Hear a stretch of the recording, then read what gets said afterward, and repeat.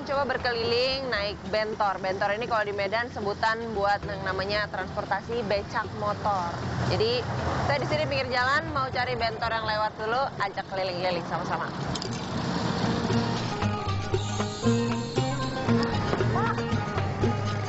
Pak, stop Pak. Ke jalan situ bisa ya? Ya, jalan.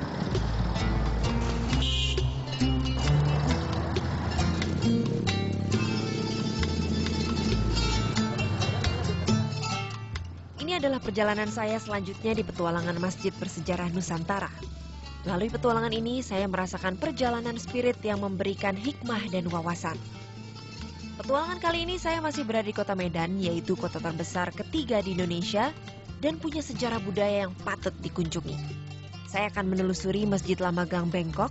Disebut demikian karena memang letaknya melalui jalan yang membengkok. Ya, parkir sini aja Pak.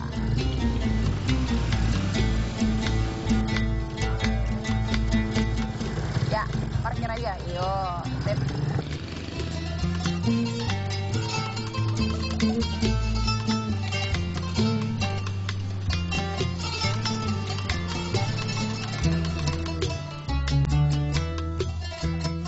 Setelahnya kita akan mampir wisata budaya salah satu tokoh Tionghoa terkenal dan juga berjasa di kota Medan, yaitu Chong Afi. Tak kalah seru, saya akan mampir ke kuliner khas Medan yang punya sejarah turun-menurun, yaitu es krim, sate kerang, dan juga restoran Tip Top, yaitu salah satu tempat kuliner yang menjadi saksi bisu, sekaligus memiliki nuansa romantis sejak abad ke-19. Saya senang berada di sini karena banyak anak-anak yang sangat atraktif dan mereka rajin mendalami Islam sejak dini dengan kegiatan mengaji. Ini tadi lagi ajak ngobrol anak-anak yang deket sini. Mereka bilang, Siapa? Rafli itu Bintang. Tadi anak ini. iya. Seru. Perjalanan saya di Medan ini juga masih ditemani oleh sahabat heritage bernama Vini. Dia memang tahu betul seluk-beluk di kota Medan ini. Sekarang saya akan menuju ke tempat wisata budaya yang punya sejarah dengan kota Medan ini, yaitu ke kawasan Chong Afi yang terletak di Jalan Ahmad Yani. Sekarang nih kayaknya kita habis makan kan tadi. Dermak turun dan mau lihat kebudayaannya di Batak. Makin lama sih kata Kamu udah pernah masuk sini belum? aku sekali udah berani sini. Cuman katanya ini horor sih, nggak tahu juga. Oh gitu. Nah kalau aku sih belum pernah. Jadi katanya ini tempatnya pertama kali kebudayaan Cina masuk ke Medan itu di sini. Atau ya pokoknya ini jadi perkumpulan lah paguyuban gitu kan. Mayoritas itu banyak Cina. Iya makanya. Panas juga ya. Akhirnya sampai juga saya di kawasan Chong Afi, kawasan Tionghoa yang punya legenda dengan kota Medan dan selalu dikenang hingga kini. Chong Afi adalah pengusaha kaya raya, walaupun dulunya ia adalah orang tidak punya. Dan kemudian ia menemukan kota Medan, dan dengan usahanya yang ulet, ia menjadi tokoh kaya raya dan banyak membantu masyarakat Medan. Sebenarnya siapakah Chong Afi ini? Nah, saya akan bertemu dengan salah satu generasi penerus Chong Afi, yaitu Bapak Von Prawira Chong, pendiri Chong Afi Memorial Institute.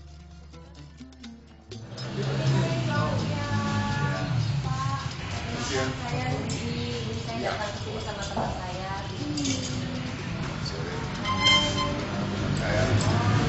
Karena saya baru pertama kali ke sini, pengen lihat sebetulnya ini tempat apa dan ada sejarah apa di dalamnya. Oh begini Mbak, ini kalau dari sejarahnya bangunan ini sudah sejak tahun 1900 ya, dari 100 tahun yang lalu, banyak dikenal masyarakat, turut membangun Sumatera Utara.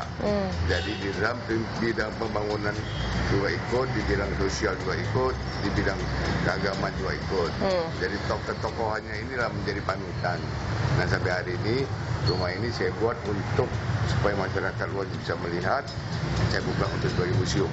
Oke, wah pengen lihat nggak sih Vin ke dalam? Pengen? Ayo. Pak, ajak saya jalan-jalan Pak ke dalam.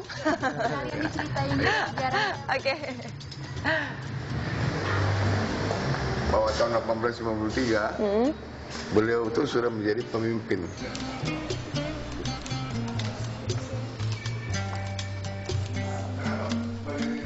Karena Sultan Delhi telah berbuat banyak di dalam merubah kehidupan dia. Otoritas Sultan dan masyarakat Tionghoa sendiri. Chong Afi memang terkenal dengan kebaikan hatinya membangun masjid, gereja, dan juga kelenteng bagi perkembangan budaya nasional di Medan. Bahkan ia menjadi sampul edisi uang pertama di Medan.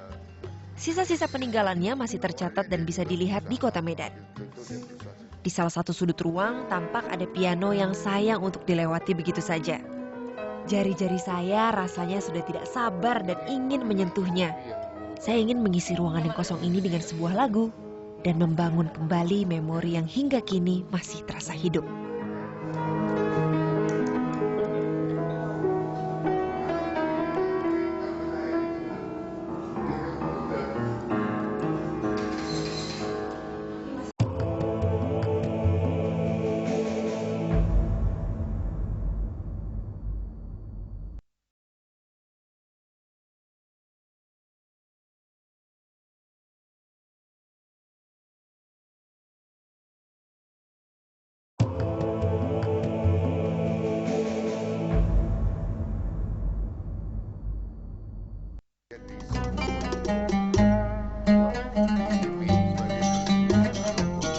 Sebagai tokoh sejarah membangun Sumatera Utara ini, membuka kebun, membuka perumahan, membangun perumahan, membuka bank dan perekonomiannya, dan itu terlakukan satu. Yang kedua, dia buka juga hubungan namanya itu untuk keagamaan ya, dan membangun wihara, membangun gereja, membangun masjid. Nah, yang ketiga, ini juga tidak lepas untuk melibatkan sebuah budaya.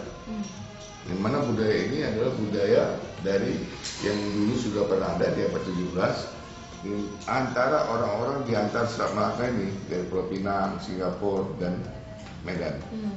Campur, itu namanya budaya Peranakan. Oleh mereka ini, masyarakat Tionghoa yang sekarang saya minta kerjasama, budaya Tionghoanya juga dilestarikan, seperti budaya itu ya tadi yang kita lihat barusan, budaya nenek moyangnya, bangunannya memberikan kesan sejarah budaya campuran, dan juga kedepannya masyarakat Tionghoa yang berakulturasi kepada budaya bangsa. Terus Pak, kan selama ini kan dari berarti ini pembangunannya dan pelestariannya betul-betul dari keluarga sendiri ya Pak ya? Iya. Ada bantuan nggak sih dari pemerintah selama ini? Nah, kalau dari bantuan pemerintah selama ini hanya bersifat ya namanya ya sebagai rumah bersejarah, tentu ada perhatian sedikit. Tapi terus terang saya tidak ingin artinya mengklaim ataupun merasa kecewa. Nah, inilah mereka yang akan datang memberi dukungan kepada keluarga dari masyarakat Tionghoa yang ada di Kota Medan dan Sumatera Utara untuk bersama-sama melindungi rumah ini, melestarikan rumah ini, mengaktifkan budaya-budayanya, sehingga pemerintah akan menerima bagian daripada ini menjadi satu kesatuan, di mana pemerintah nanti diminta atau tidak diminta harus membantu, karena ini sudah merupakan bangunan cagar budaya. Saya kagum sekali dengan perjuangan Chong Afi. Perhatiannya yang diberikan kepada masyarakat Muslim di Medan ini sangat menyentuh. Ia bukan saja pengusaha yang kaya raya secara materi di Medan, tapi juga kaya dalam tindakan dan kemuliaan hatinya dalam mensejahterakan masyarakat Medan di waktu itu.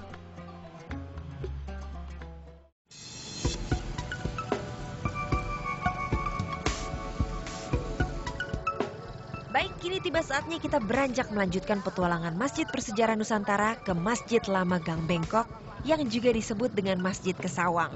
Wah, serunya naik betor mengelilingi gedung-gedung tua di Medan ini.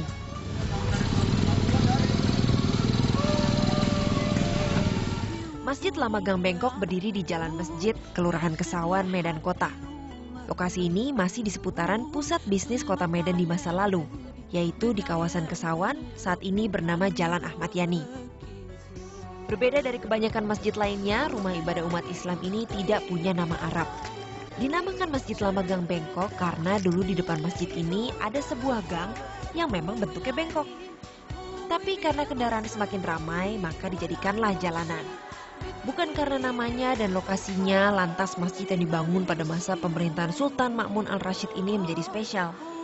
Sisi unik justru ada pada sejarah pembangunan dan gaya arsitekturnya. Bagian itu pula yang menjadi simbol kerukunan umat beragama dan etnis di Medan.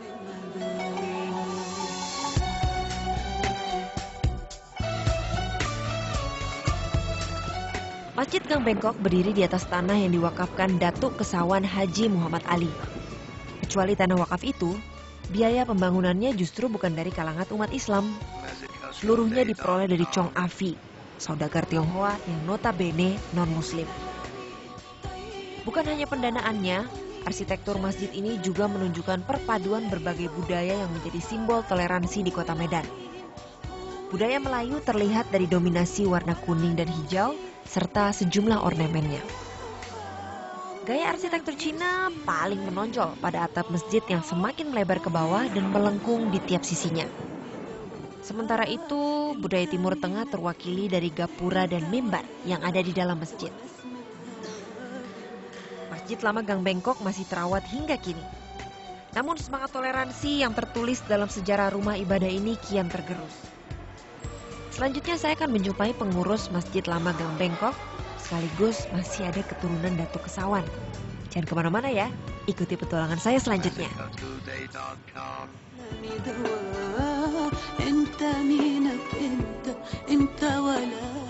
Wahai sekalian manusia, bertakwalah kepada Rob kalian yang telah menciptakan kalian dari jiwa yang satu, dan dari jiwa yang satu itulah Ia menciptakan pasangannya. Dan dari keduanya, Dia memperkembangbiakan laki-laki dan perempuan yang banyak. An-Nisa ayat 1.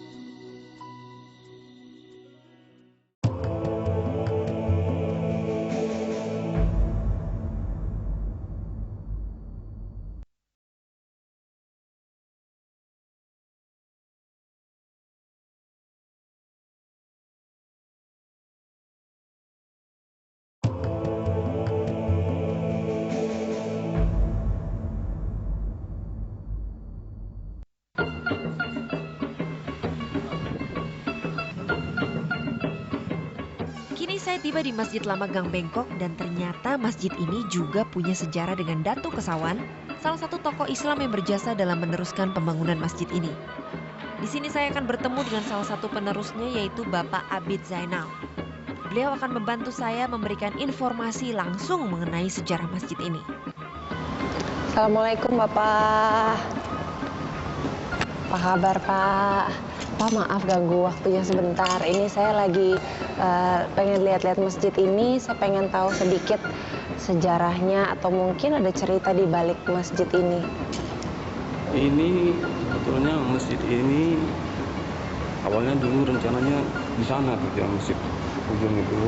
Dia bikin kuburan di situ. Rencananya mau bangun masjid di situ, tapi karena penentangan Belanda terlalu keras. Kalau diteruskan kuburan di situ akan dianeksasi. Oke. Nah, jadi dia pindahkan kuburan kemari. Dari tahun berapa Pak berdirinya masjid ini? Kalau didirikan saya kurang pasti tahun berapa ya, tapi kalau diwakafkan 1891. 1891 diwakafkan. Oh, karena kalau saya lihat ini dibangun ya, diwakafkan 1891. Nah, kalau menurut cerita ibu saya 1902 ini udah hampir rampung. Yang membangun waktu itu adalah Sultan Ma'mun Al-Rashid dengan Chong Afi. Oh, dengan Chong Afi. Masjid raya. Oke. Rencananya. Tapi Sultan kan berubah pikiran. 1902 dia bangun di Al-Mansun. Al-Mansun.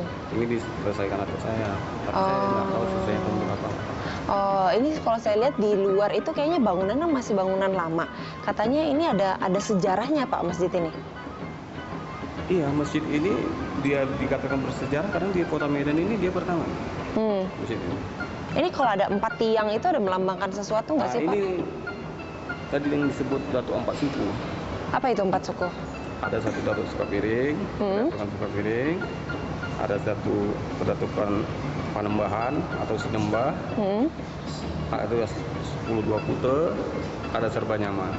Kalau misalnya dari desain masjidnya sendiri itu siapa Pak yang ini kan arsitektur masjidnya? Tentu saja kalau yang kita lihat sejarahnya itu udah pasti Sultan dengan Chong Afi itu yang fondasi tadi. Oh oke. Kalau misalnya di sebelah masjid ini kan tadi ada makam ya Pak. Nah hubungannya masjid dengan makam ini apa ya Pak? Sebetulnya makam ini duluan. Makamnya duluan? Makam duluan. Terus? Makam duluan, diwakafkan, dipakai. Kemudian sini disediakan untuk masjid. Jadi satu paket. Kan tadi di luar saya ngobrol sama banyak anak-anak itu kayaknya banyak anak-anak di sekitar masjid. Katanya mereka ada madrasah juga. Itu ada di bawah situ, samping ini nanti bisa kita lihat. Itu ada satu bangunan. Kalau sekarang di situ tertulis Madrasah Al-Wasliyah 1930. Yang sebenarnya adalah Maktab Islamiyah Tapanuli 1917. Oh jadi bisa dibilang salah nama, salah persepsi gitu. Jadi kita udah coba melakukan pendekatan dengan orang ini, tapi orang ini kayaknya keras. Ya. Oh apa nggak dicoba untuk mulai dibetulkan gitu Pak sejarahnya? Saya berharap ini Kemenak ya kan, Pak Wan Julhami, kebetulan teman saya, Pak Rahim dia juga kebetulan ketua saya, bisa turun tangan berhenti ini semua. Oh jadi selama ini belum turun tangan Pak? Ya kita udah pernah sampai ke Kemenak, kita udah pernah sampaikan. Waktu itu Pak Sapi itu mengatakan dia setelah selesai ngobrol, saya berkeras ini dikembalikan menjadi namanya Masjid Kesawan. Saya mau sepupu saya, kata sepupu saya akhirnya bilang udahlah kang diam katanya. Saya diam. Oh jadi ini kan orang banyak tahu di sini Masjid Bengkok ya? Masjid Lama Gang Bengkok. Masjid Bengkok itu di sana di jalan. Masjid Lama Gang Bengkok. Tapi sebetulnya masjid ini namanya Masjid Kesawan. Kesawan. Oh. Di situ ada itu yang prasastinya itu. Oh, berarti di nama depannya harus diganti juga Pak, biar orang banyak yang tahu. Kita sudah pernah lakukan. Tapi itulah, masjid ini entah macam mana kita juga belum ngerti. Kita harapkan ya pihak Kemenak turun tangan. Tapi ada perubahan yang berarti nggak sih Pak sebetulnya kalau namanya diganti gitu? Kalau bentuk ya enggak. Bentuk nggak? Enggak berani mereka merubahnya, udah terancam. Nggak ada perubahan yang berarti nggak? Misalnya namanya sekarang Masjid Lama Gang Bengkok sama diganti jadi Masjid Kesawan. Itu bedanya apa? Bedanya Masjid Kesawan itu yang beri nama yang wakaf. Oke baik Pak, kalau gitu terima kasih banyak atas waktunya. Saya mau lihat-lihat lagi keliling masjid. Kasih ya Pak.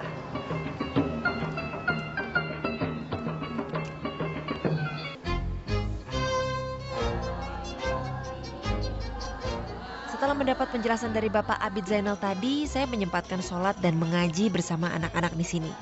Mereka sangat menyenangkan dan ternyata mereka senang mengaji dan mendalami tentang Islam.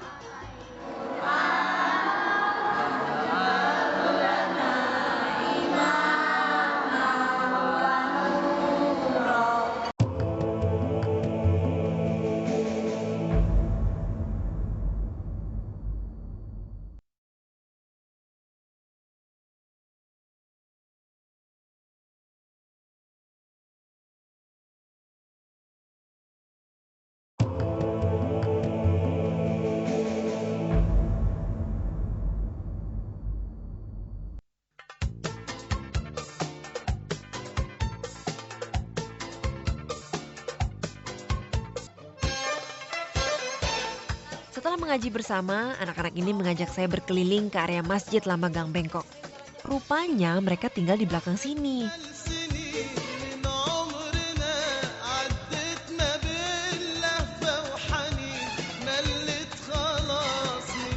Nah, setelah puas berkeliling, kini saatnya kita nikmati kuliner khas di sini. Tadi anak-anak mengajak saya untuk mengunjungi kuliner khas Gang Bengkok Medan ini. Itu 6 es krim roti, 4 strawberry, 2 jagung. Kalau Mbak mau minum di sini apa?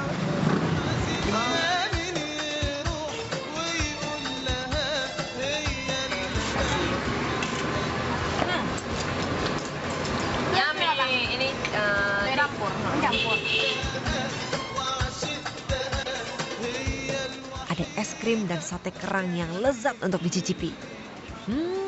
Asik. Seru juga ya nongkrong di sini bareng anak-anak. Makan es krimnya sangat gesit. Tualangan saya jadi makin seru.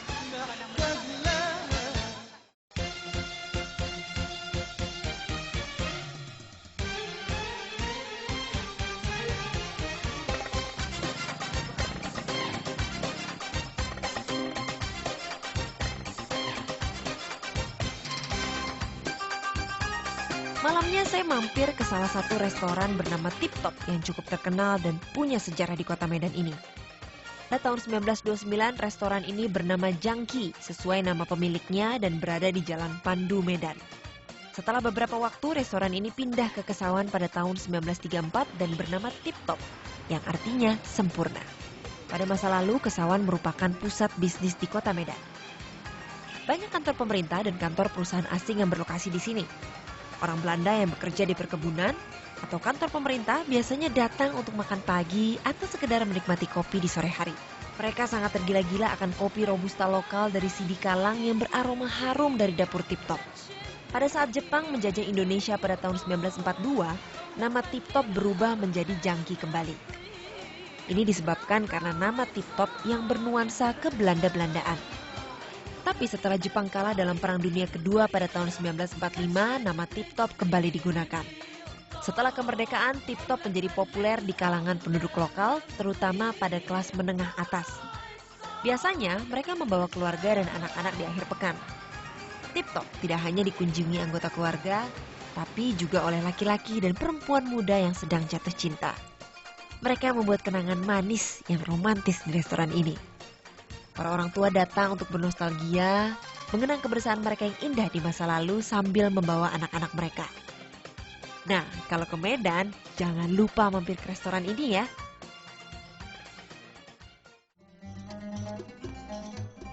Petualangan masjid bersejarah Nusantara ini belum berakhir. Saksikan petualangan saya selanjutnya yang tidak kalah menarik. Membangun keragaman budaya dikuatkan dengan adanya prinsip beragama. Akar tiang agama dibangun sejak dini, dan anak-anak adalah generasi penerus yang dapat mempersatukan bangsa melalui ragam budaya dan juga agama.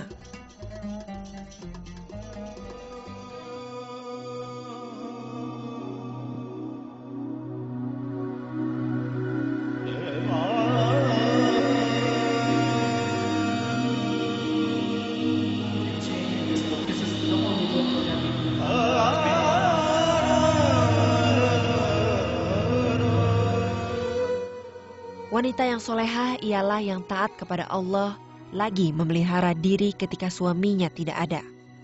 Oleh karena Allah telah memelihara mereka. An-Nisa ayat 34.